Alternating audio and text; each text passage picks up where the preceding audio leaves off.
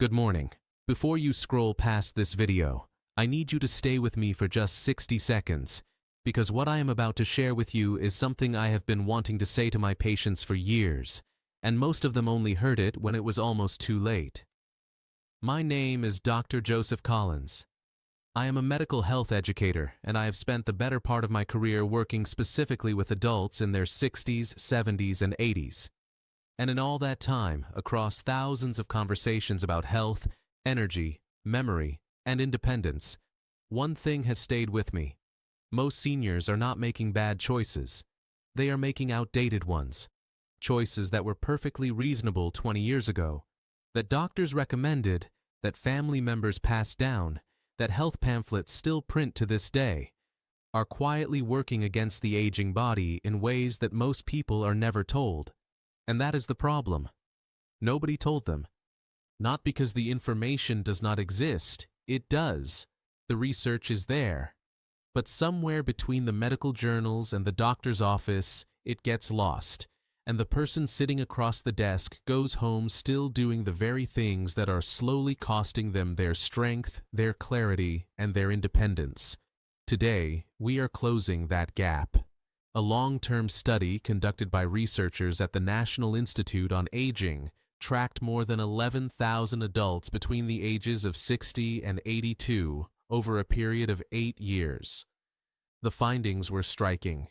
The participants who stopped just a small number of common daily habits most of them had been doing for decades, were significantly less likely to experience physical decline, showed markedly better cognitive scores, and reported a measurably higher quality of life than their peers. Not because of medication, not because of surgery, because of information. Now, I want to tell you something about number 1 on today's list before we get into it, because I want you to stay with me all the way to the end. Number 1 is a habit that I am almost certain you did this morning. Most people do it before they even have their first cup of tea. And in all my years of practice, I have almost never heard another doctor bring it up, not because it is complicated, but because it has never been treated as a problem. It is, and by the time we get there, you will understand exactly why.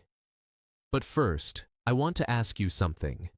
Before we go any further, do any of these sound familiar to you? You wake up and your joints feel stiff for the first hour or two. You sleep a full night, but wake up tired anyway. You feel mentally sharp in the morning but foggy by afternoon, or you feel thirsty less often than you used to, so you simply drink less. If one or more of those describes your mornings, then this list was built for you, and I want you to pay close attention because at least 2 of the 5 things on today's list connect directly to those exact symptoms. Drop a comment below right now and tell me, which of those sounds most like your mornings? I read every comment on this channel, every single one. And your answer helps me understand exactly what topics to cover next, so that every video we make is something you actually need. Now let us get into the list. We are counting down from 5 to 1, from important to absolutely life-changing. And I want to be honest with you. Every single item on this list is something you can begin addressing today. No prescription, no special equipment, no dramatic lifestyle overhaul. Just the right information, applied consistently. Number 5. Eating your largest meal at dinner. I know how deeply this one is woven into daily life. The light breakfast, the modest lunch, and then the full meal in the evening when the family sits down, when the day finally slows, when you have time to actually cook and eat properly. It is a routine built over a lifetime. And for most of your life, your body handled it without complaint. But here is what changes after 65 that most people are never told directly. Your digestive system undergoes a significant slowdown. Gastric acid output decreases, enzyme production drops, and the gut's ability to extract nutrition from a large volume of food in one sitting diminishes considerably. Researchers at the University of Texas Health Science Center published findings showing that older adults who redistributed their caloric intake, moving the largest, most nutrient-dense meal to midday rather than evening, showed a measurable improvement in energy levels, sleep quality, and protein absorption compared to those who maintain the traditional dinner-heavy pattern. Think of it this way. Your body after 70 is like a kitchen with one working burner instead of 4. The food is the same, the nutrition is the same, but the capacity to process everything at once is not. Smaller portions, spread across the day, with your most substantial meal in the middle of the day when your digestive system is at its peak. That is not a diet. That is working with your biology instead of against it. I had a patient, a woman named Grace, 71 years old, who came to me complaining of poor sleep and afternoon exhaustion she could not explain. Her diet looked reasonable on paper, but she was eating a small breakfast, skipping lunch most days, and eating a large dinner at 7 in the evening. We made one adjustment, just one. We moved her main meal to noon and lightened her evening meal considerably. Within 6 weeks, Grace told me she was sleeping through the night for the first time in years, and waking up with energy she had not felt since her early 60s. The food did not change. The timing did. Number 4, sitting for more than 45 minutes without moving. I want you to think about a typical afternoon.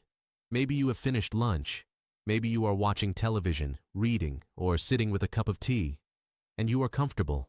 You are resting. And that feels right, because rest is what you have earned. But here is what is happening inside your body during that stillness, and why it matters far more after 65 than it ever did before. When you remain seated for extended periods, blood flow to your lower limbs slows significantly. The large muscle groups in your thighs and lower back, which act as pumps returning blood to your heart, go quiet. Circulation drops. And for older adults specifically, this triggers a cascade that most people never connect to sitting at all.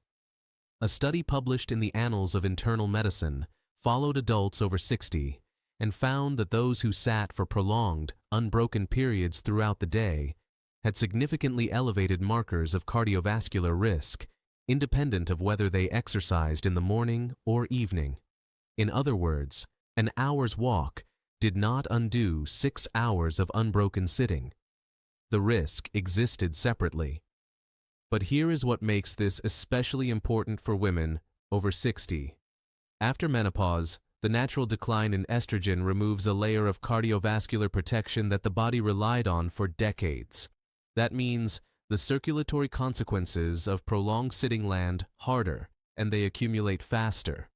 The solution is not to stop resting. It is to interrupt the sitting.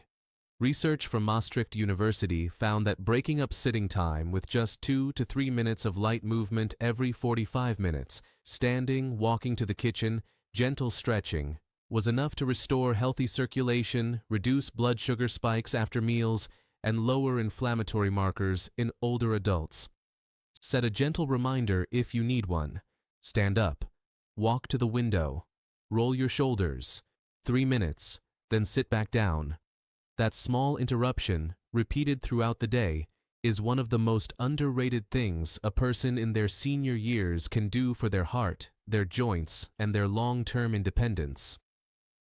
I worked with a woman named Eunice, 73, who had been told by a previous doctor to rest as much as possible because of mild arthritis in both knees.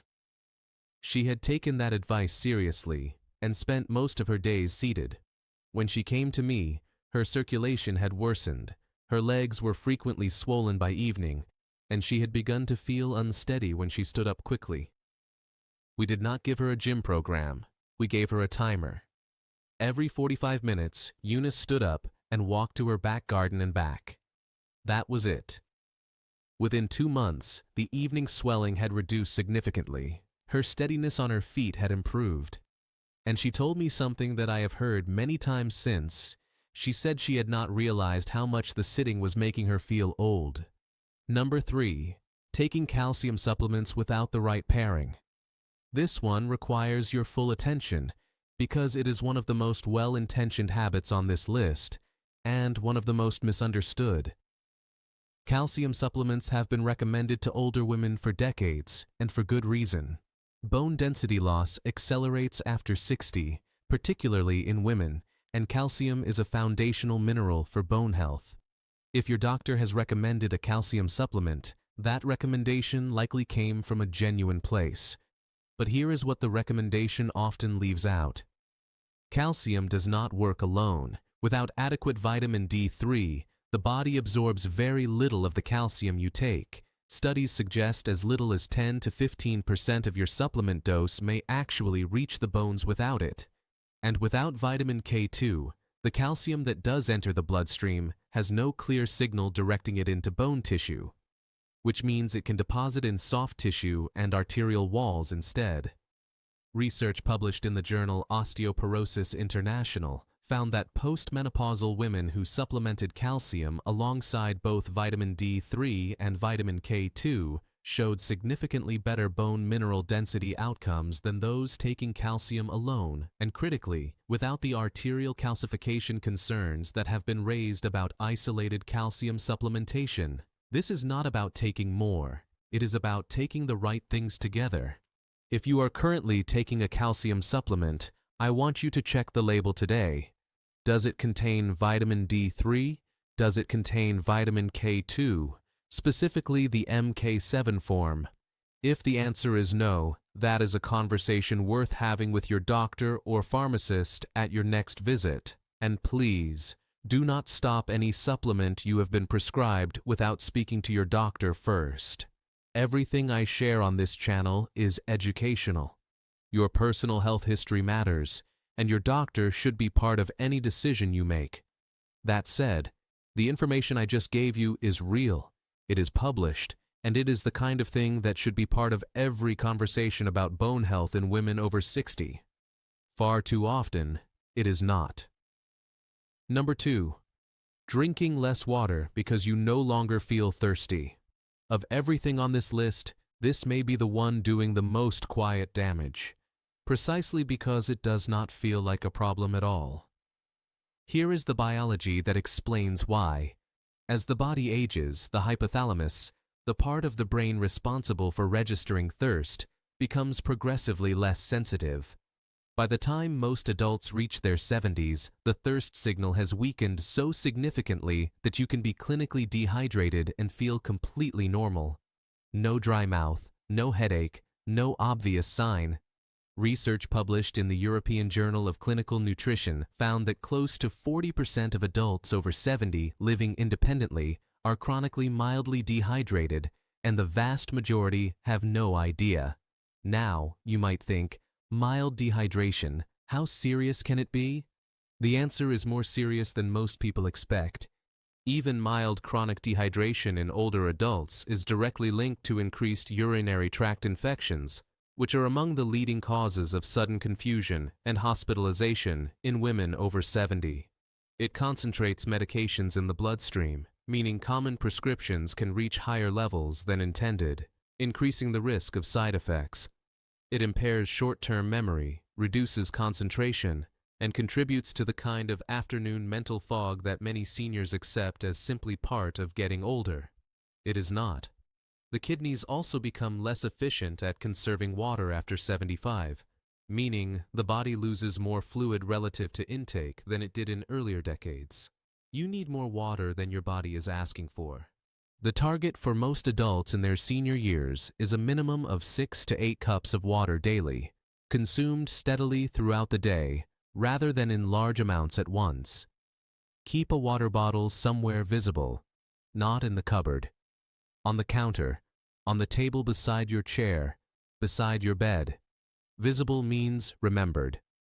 Add a slice of lemon or a small pinch of mineral-rich salt to 1 glass daily to support cellular absorption, and include water-rich foods, cucumber, watermelon, cooked leafy greens, as part of your regular meals, because the water in food absorbs differently than plain water and supports hydration at the cellular level in ways that drinking alone does not fully replicate. And now, number 1. I promised you this one at the very beginning, and I want to honor that promise properly because this habit is the one I see most consistently across my patients, men and women alike, in their 60s, 70s, and 80s, and it is the one that, when addressed, produces changes faster than almost anything else I recommend. The number one thing I need you to stop doing in your senior years is this: going to bed and waking up at different times every day. I know that does not sound dramatic, but stay with me, because the science behind what irregular sleep timing does to the aging brain and body is something that should be part of every conversation your doctor has with you, and almost never is. Your body runs on an internal biological clock called the circadian rhythm. Every major system in your body, your heart, your immune system, your hormones, your digestive function, your brain's overnight repair process, is timed and coordinated by this rhythm. It operates on a 24-hour cycle, and it depends on consistency to function properly. When you go to bed at 10 one night, midnight the next, and 9:30 the night after that, even if the total hours of sleep feel similar, your circadian rhythm cannot anchor. It cannot predict when to prepare your body for sleep, when to release the hormones that govern overnight cellular repair, or when to initiate the brain's own cleaning system. And that cleaning system matters enormously. Researchers at the University of Rochester confirmed that the brain has a dedicated waste clearance process called the glymphatic system. During the deep stages of consistent, well-timed sleep, this system flushes metabolic waste products from brain tissue, including proteins associated with cognitive decline. But this process is most active during the early deep sleep cycles, and it is highly sensitive to timing disruption. A study published in Scientific Reports tracking adults over 65 found that those with irregular sleep timing, not short sleep but inconsistent sleep, showed measurably higher levels of inflammatory markers, reduced cognitive processing speed, and significantly greater fatigue the following day compared to those who maintained consistent sleep and wake times, even when total sleep hours were comparable. Irregular sleep does not just make you tired. Over time, it interferes with the brain's ability to maintain itself. For women specifically, this is compounded by the hormonal shifts of postmenopause, which already disrupt circadian signaling. An irregular sleep schedule on top of that disruption makes restorative sleep significantly harder to achieve, and the consequences accumulate in ways that often get attributed to aging rather than to something genuinely addressable. I want to tell you about a patient of mine, a woman named Patricia, 76 years old. Patricia came to me exhausted. She was sleeping between 7 and 9 hours most nights, sometimes more. But she went to bed whenever she felt tired, which varied by 1 to 3 hours almost every single night, and she woke up without an alarm, which meant her wake time drifted just as much. She had been told her sleep looked fine on paper, but she felt foggy nearly every morning, her mood had flattened noticeably over the previous year, and she had started to feel anxious about her memory in a way she had never experienced before. We made one change. 1. Patricia committed to a fixed sleep window. Same time to bed every night, same time to wake every morning, 7 days a week, including weekends. We chose 10:30 and 6. She was allowed to read before bed. She kept the room cool and dark, no screens for the final 45 minutes, and she added 300 milligrams of magnesium glycinate 30 minutes before her sleep time to support the body's natural transition into rest. Within 3 weeks, Patricia called the office. She told me the morning fog had lifted in a way she had not expected so quickly. Her mood had steadied, and for the first time in longer than she could clearly remember, she was waking up before her alarm. One change, a fixed window. 21 days. The circadian rhythm is not broken in most seniors. It is simply unanchored. Give it an anchor, and the body remembers what it was built to do. If sleep has been a struggle for a long time, here is where to begin. Choose a wake time first, not a bedtime. The wake time is the anchor point. Set it and hold it even on the mornings you feel you could sleep longer. Within 7 to 10 days, your body will begin pulling your sleep onset backward naturally to match it. Keep the room between 65 and 68 degrees Fahrenheit. No overhead lighting in the hour before bed. And treat your sleep window as a non-negotiable appointment, because your brain's overnight maintenance work is just as important as anything else on your calendar. Now let me bring this home. 5 habits. None of them dramatic, none of them rare, all of them quietly common in the lives of adults over 60, and all of them within your power to change, beginning today.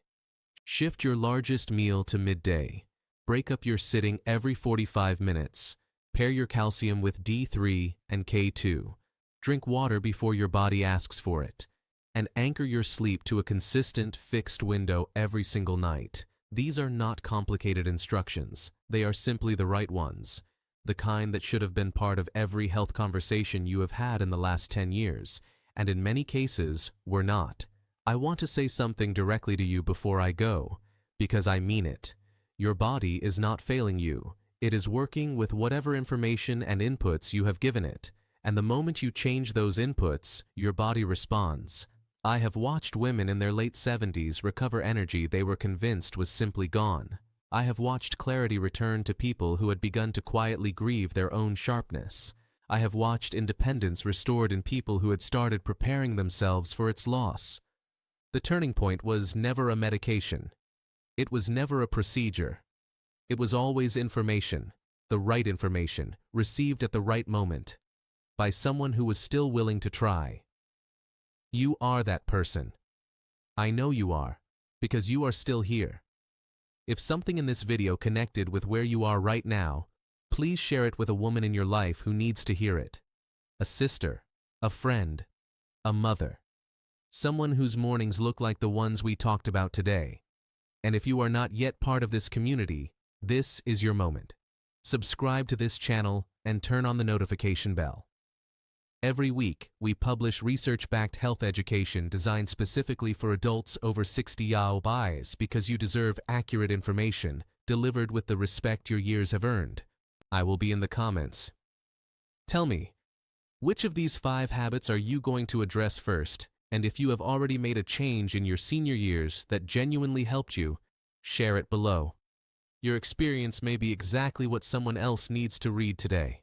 Take good care of yourself. I will see you in the next one.